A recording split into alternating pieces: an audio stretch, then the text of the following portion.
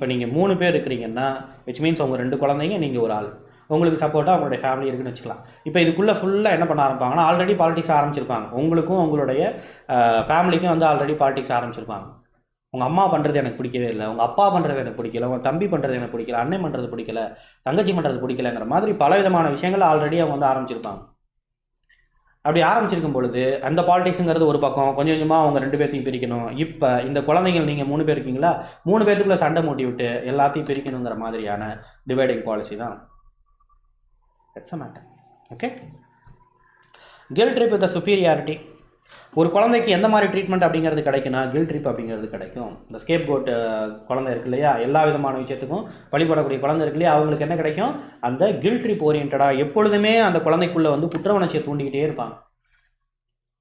அந்த குழந்தை கடைசியில் என்ன பண்ணுன்னா நம்மகிட்ட தான் தேடி தேடி வரும். இருந்தாலும் தேடியே வந்தாலும் கூட அந்த கில்ட் ட்ரிப், அதாவது நீ